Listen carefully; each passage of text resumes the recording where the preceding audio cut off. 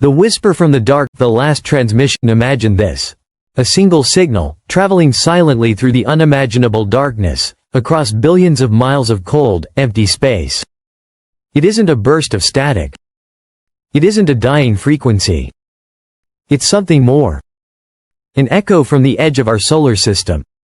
An echo that wasn't supposed to exist. And this echo? It's not just data. It's not just a final ping from a fading machine. It's a warning. Voyager 2, a spacecraft launched by human hands in 1977, has been sailing through interstellar space for over 45 years. We called it a messenger. An ambassador. A scientific relic carrying the sounds of Earth and the mathematics of humanity. It was silent for a long time. Until suddenly, it wasn't. Without command, without interference, without explanation, Voyager 2 spoke. And what it said was not random. It was not routine. It was deliberate. And deeply unsettling. Chapter 1. Unexpected Awakening. The first sign came quietly. Technicians at NASA noticed a flicker. One of Voyager 2's long deactivated instruments powered on. Then another. Then another. These systems had been dormant for decades. No commands had been sent. No firmware updated. They weren't supposed to function anymore. But there they were, awake.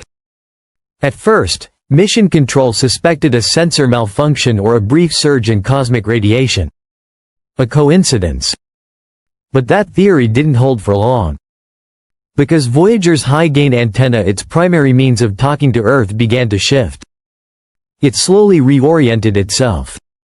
Not toward our planet. Not toward the Sun. Not even toward any known object. Instead, it locked onto a stretch of space with no recorded stars. A blank region. Nothing. Or so we thought. As if pulled by some invisible tether, the spacecraft pointed with unsettling precision, as if answering a call from something we couldn't hear. Then, it transmitted. Chapter 2. A message in the machine. The data came through dense and compact. It wasn't telemetry. It wasn't a routine systems check or engineering log. It was something else. Something layered. Something encrypted. Something alien in its structure, but organized. Purposeful. Initial decoding failed. None of NASA's or ESA's standard decryption protocols worked. So the team turned to AI. They fed the transmission into a self-evolving neural net designed to detect hidden structures and apparent randomness. What it found was astonishing. Patterns emerged, not just sequences, but self-correcting loops. Data that reassembled itself.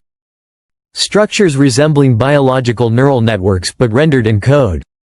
Signals that behaved less like static and more like thought. Entropy analysis showed something even more curious. This wasn't random noise. The data's entropy was far too low. It had order, symmetry, intention, and embedded within it mathematical harmonics. Ratios aligned with the Fibonacci sequence. Frequencies reflecting the golden ratio, the same pattern seen in sunflowers, galaxies, and DNA. SETI researcher Dr. James Benford commented, "If there were an intelligent civilization trying to communicate across space, this is the exact method they'd use. A tightly compressed, self-repairing signal. Resistant to degradation, recognizable to logic." Chapter 3. Something else is guiding. As scientists examined the signal further, new theories began to circulate. Some proposed that Voyager 2 wasn't just sending information, it had started receiving it. Others went further. What if the probe had passed through something? Not a physical object, but a field. An informational field woven into the fabric of spacetime.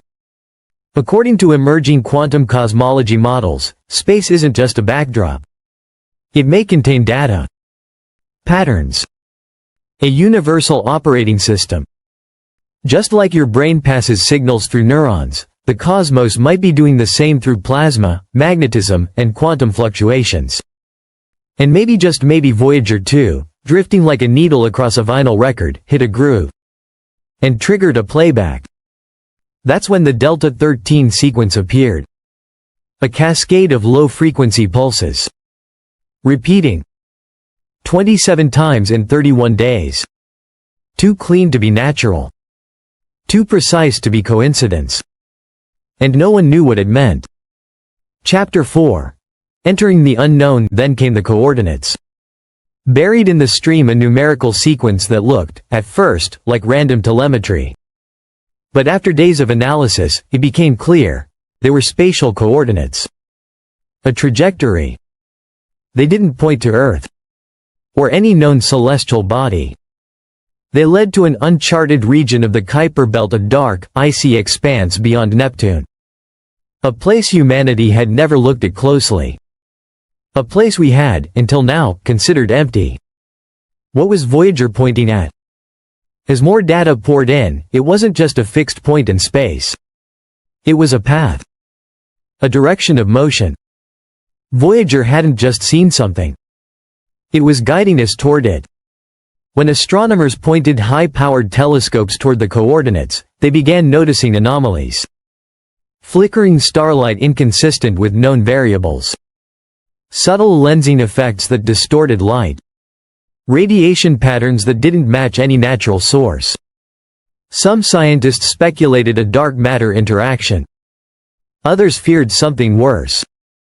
Something designed. Then, just before all contact was lost, Voyager 2's backup systems came online one last time. Long enough to send a final encrypted, The Shadow Between Stars prologue. Silence after the scream. Voyager 2's final signal echoed through the vast silence, and then it was gone. No tapering signal loss. No hardware failure. Just absence. But that last transmission wasn't just data. It was an alarm. And the echoes it left behind were anything but random. Because Voyager hadn't just found something. It had awakened something. Chapter 1. Ghosts in the static. In the days following its silence, observatories began picking up faint pulses from the direction Voyager had pointed.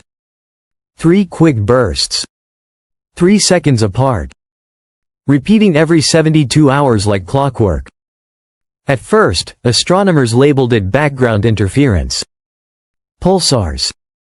Gamma bursts. Nothing out of the ordinary. But pattern analysis told a different story. The pulses were too symmetrical. Too timed. Too intentional. It wasn't natural noise. It was communication. Or worse, coordination. Chapter 2. The forgotten signal. That's when someone reanalyzed the data from Voyager 1, its twin. Launched just weeks apart, Voyager 1 had traveled in the opposite direction, into a different stretch of interstellar space. For years, its logs had gone ignored. But now, with AI-enhanced filters, scientists uncovered something chilling. Buried in old radiation logs was a similar anomaly, a spike in magnetic readings. A sudden burst of interference. A brief, high-frequency fluctuation, nearly identical to what Voyager 2 had just experienced. 2 probes. 2 separate encounters. Same signature. And no one had noticed, until now. Chapter 3. Shadows in the light. A global coalition turned its focus toward Voyager 2's final coordinates. The James Webb Space Telescope pivoted toward that far-off region in the Kuiper Belt, an area long believed to be empty. But what it saw contradicted everything we knew. A shadow. Massive. Motionless. Blacker than space itself. Not a comet. Not a rogue planet. Not a natural body at all. It absorbed light. Bent nearby radiation. And gave off no emissions, no heat, no magnetic signature. And yet, it was clearly there. Its outline was too geometric. Too perfect. It was engineered. Chapter 4. The countdown begins. The pulses continued. 3 tones, every 72 hours until something changed. The interval between pulse cycles began to shorten. At first, imperceptibly. Then noticeably. Milliseconds shaved away. Again. And again. This wasn't repetition. This was a countdown. A signal preparing for something. But what? A return? An activation? A convergence? Nobody knew. But the clock was ticking. Chapter 5. Cracks in reality. Meanwhile, a growing number of physicists began to rally around a radical idea. What if space isn't empty? What if it's not even passive? What if it's informational, a living lattice of data, capable of storing, transmitting, and reacting? A few had theorized this before. Now, they were being taken seriously. Maybe Voyager didn't just travel through space, maybe it crossed into something. An informational field. A kind of interstellar memory layer. A record. A trap. A beacon. And it responded. Chapter 6. The reply. Then came the real response. It didn't come from Voyager. It didn't come from Earth.